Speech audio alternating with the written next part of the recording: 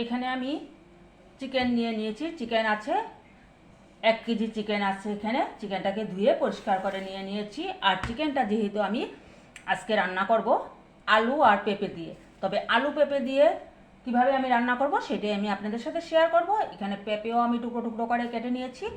পেঁপেগুলো যে সাইজ করে কেটেছি সেম সাইজেরই আমি আলুগুলোকেও কেটে নিয়েছি।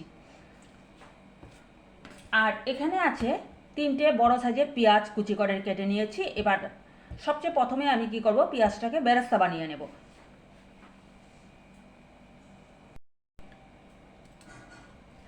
এদিকে এই পেঁয়াজগুলোকে আমি যেভাবে পাতলা পাতলা করে কেটে নিয়েছি, দেখুন। এখানে আমি সর্ষের তেল দিয়ে দিয়েছি। আর তেলটা আমি সম্পূর্ণ মাংসটা রান্না করার জন্য যতটুকু তেল লাগবে সেই পরিমাণে একবারেই দিয়ে দিয়েছি। আর আমি তেল দেব না কিন্তু। এখানে আগে আমি তেলটা গরম হয়ে গেছে, এবার পেঁয়াজ বেরেস্তাটা বানিয়ে নিচ্ছি।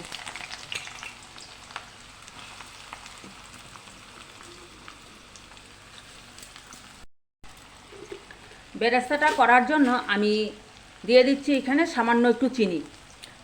চিনিটা দিলে কি হয়, কালারটা খুব সুন্দর হয় বেরেস্তার, সেই জন্য চিনিটা আমি দিয়ে দিলাম। সামান্য হাফ চামচের চাইতেও কম একটু চিনি দিয়ে দিলাম।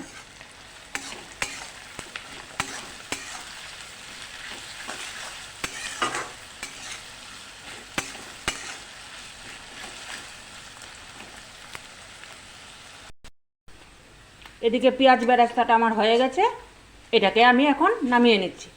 নামিয়ে পেঁয়াজ বেরেস্তাটাকে কী করব, আমি ঠান্ডা করে একটা পেস্ট বানিয়ে নেব।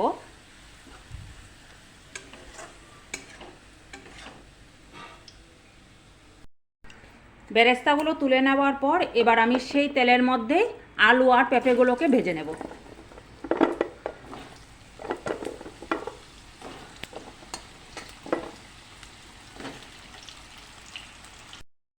আলু আর পেঁপেটা ভাজার জন্য দিয়ে দিচ্ছি পরিমাণ মতো লবণ।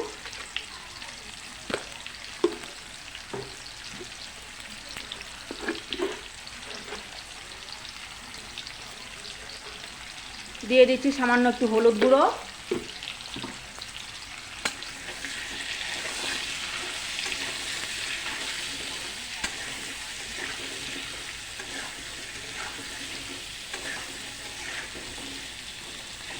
এবার একটু ঢাকা দিয়ে আমি এগুলোকে ভাজবো।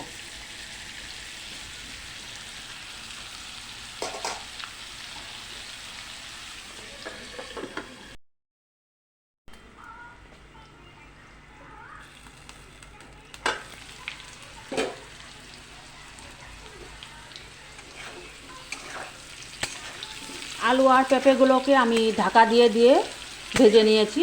আলু পেঁপে ভাজা কমপ্লিট। এটাকে আমি এখন তুলে নেব।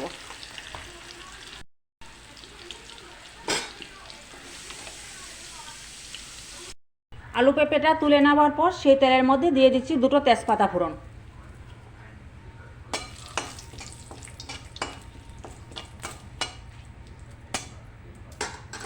তেজপাতাটা দেওয়ার পর এখানে আছে আদা, রসুন আর কয়টা কাঁচা লঙ্কা একসাথে আমি পেস্ট করে নিয়েছি।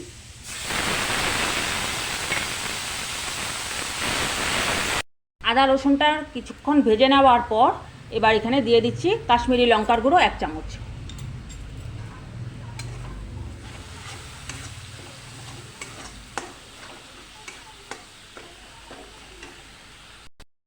দিয়ে দিচ্ছি 1 চামচ ধনে গুঁড়ো। দিয়ে দিলাম 1 চামচ জিরের গুঁড়ো। এবার সমস্ত মশলাটা একটু কষানোর জন্য আমি দিয়ে দিচ্ছি সামান্য একটু জল। জলটা দিয়ে মশলাটাকে ভালো করে একটু কষাবো।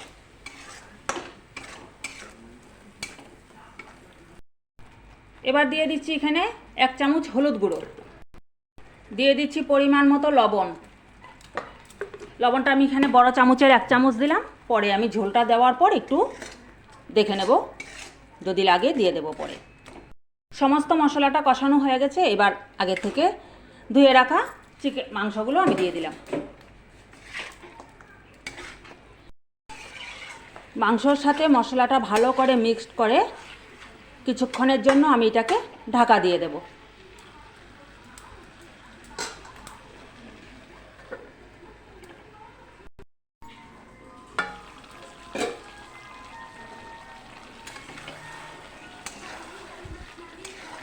মাংসটার থেকে এখন জল বেরোচ্ছে, লবণটা দেওয়া হয়ে গেছে তার জন্য। এবার আর ঢাকবো না আমি, মাংস কিন্তু প্রায় 50% সেদ্ধ হয়ে গেছে। এবার আর ঢাকবো না, খোলা অবস্থায় মাংসটাকে আমি একটু কষাবো।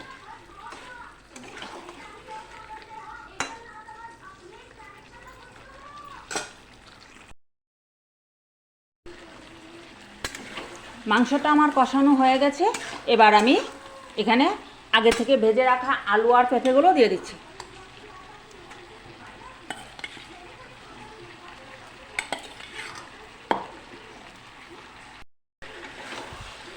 আলু পেঁপে দেওয়ার পর এবার 2 থেকে 3 মিনিটের মতো একটু, যাতে মশলাগুলো আলু পেঁপের ভিতরেও যায় সেজন্য একটু কষিয়ে নিয়ে তারপর আমি এখানে জল দিয়ে দেব পরিমাণ মতো।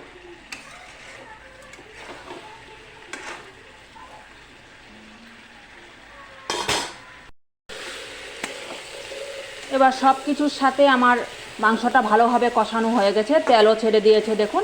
এবার আমি এখানে পরিমাণ মতো জল দিচ্ছি।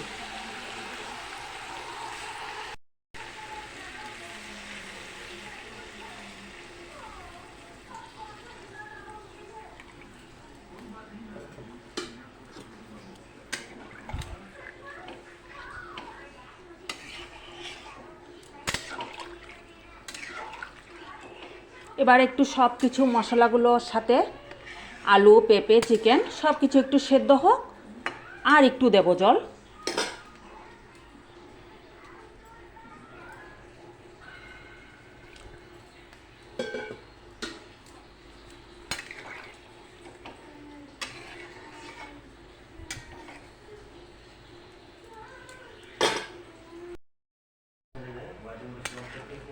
ঝোলটা আমার ফুটে উঠেছে, এদিকে পেঁপেগুলো সিদ্ধ হয়ে গেছে। এই যে দেখুন, আগের থেকে ঢাকা দিয়ে আমি সেদ্ধ করে নিয়েছিলাম।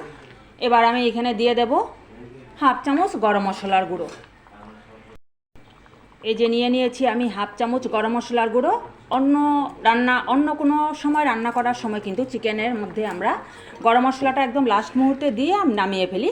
এক্ষেত্রে আমি কি করব, গরম মশলাটা আমি আগে দিয়েছি, আর পেঁয়াজ বেরেস্তাটা যে পেস্ট করে রেখেছি সেটা আমি একদম নামানোর আগ মুহূর্তে দিয়ে আমি এটাকে নামিয়ে নেব। গরম মশলা গুঁড়োটা দিয়ে আবারও 2 থেকে 3 মিনিটের মতো একটু সেদ্ধ হতে দেব, তারপর আমি পেঁয়াজ বেরেস্তাটা দেব। এই যে পেঁয়াজ বেরেস্তাটাকে আমি এখানে পেস্ট করে রেখে দিয়েছি। গরম মশলাটা দেওয়ার পর 2-3 মিনিট আমি সিদ্ধ করে নিয়েছি। এবার আমি এই যে এখানে পেঁয়াজ বেরেস্তাটা পেস্ট করে রেখেছিলাম সেই পেঁয়াজ বেরেস্তাটা দিয়ে দিচ্ছি।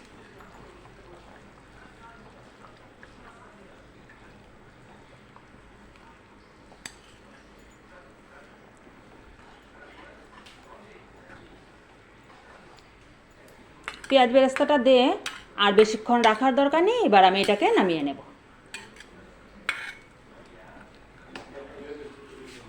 হয়ে গেল আলু পেঁপে দিয়ে আমার মুরগির মাংসের ঝোল। তবে কেমন লাগলো বন্ধুরা অবশ্যই কমেন্ট বক্সে জানাবেন। এই যে আমার পেঁপে কিন্তু একদম পুরোপুরি সেদ্ধ হয়ে দেখুন একদম গলে যাচ্ছে এখন। এবার আমি এটাকে নামিয়ে নিচ্ছি।